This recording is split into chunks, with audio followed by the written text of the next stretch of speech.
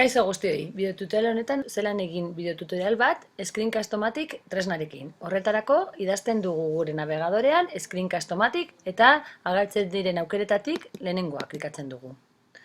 Orain agertuko da tresnaren horri nagusia. Kargatzen dago eta hemen agertzen da.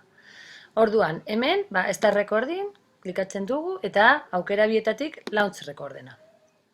Orain badago kargatzen eta agertzen denean ikusiko dugu karratu bat non pantailaren dagoen guztia grabatuko da. Hemen daukagu karratua eta orduan karratu honen barruan daukagun guztia grabatuko da. Hemen badaukagu aukera 3, edo pantailan dagoena bakarrik grabatu, edo kamera weben bitartez agertzen dena grabatu, edo biak batera. Biak batera klikatzen badugu, agertzen da hemen karratu txiki bat, esaten digu, adibidez, hemen agertzen naiz neu, eta, noizbait izan daiteke interesgarria, igual hemen badukagu zeo zer pantailan grabatzeko, baina gure irudia ere agertzea nahi dugu. Baina nik kasu honetan aukeratuko dut pantailarena. Orduan, aukeratzen dut hau, izten dut hemen, eta hasten naiz grabatzen. 3, 2, 1 aurrera, eta hasten da grabazioa. Hemen ikusten dugu denbora, eta doaineko bertsioan 15 minutuko luzera daukagu eskuragai. Orduan, behin bideotutoriala amaituta, pausa ematen dugu, eta agertzen dira aukera 2.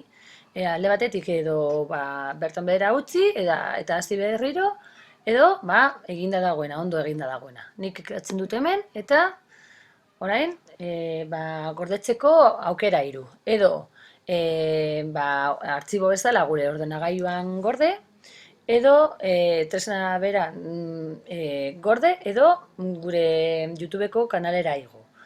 Hasiko naiz hemendik. Gure ordenagailuan gordetzeko, esaten digu MP4 formatua aukiko duela, eta kasu honetan neuk aukera dudan karpeta gordetzeko eskritoreena da. Baina beste batean nahi badugu, hemen Explorar aukera klikatzen badugu, edozein karpetan gordetzeko posibilitatea badaukagu. Kasu honetan neuk eskritorean nahi dut gorde eta publikar ematen dut. Orduan gordetzen dago, eta, behin ikusten dugu, Explorar karpeta esaten badiot, agertuko da.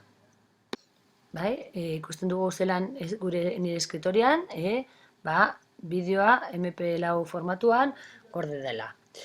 Demagun beste gauza bat egin nahi dudala. Adibidez, egingo dugu beste saiakera bat, eta beste bideotutorial bat grabatzen badugu, eta adibidez gure YouTubeko kanalera igo nahi dugun aukeratzen badugu. Orduan, egingo dugu frogatxo bat, 1, 2, 3, eta, hemen froga bat egiten ari gara.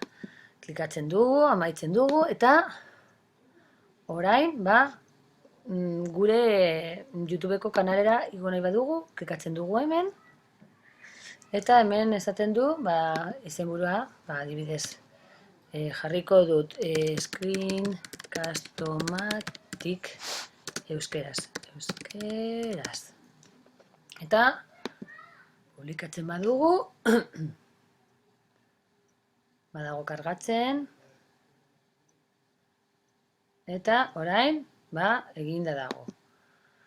Ikusiko dugu, orain joaten bagara nire kanalera, ikusiko dugu ea egia den, behar denbora apurtxo bat itxaron beharko dugu, baina ikusiko dut orain ea nire kanalean igo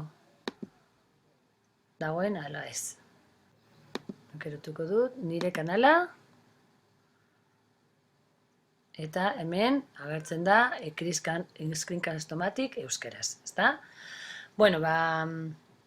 Hori da eskuinkastomatik tresnaren erabilera eta espero dut bideotutorial hau erabilgarria izatea. Agur bero bat.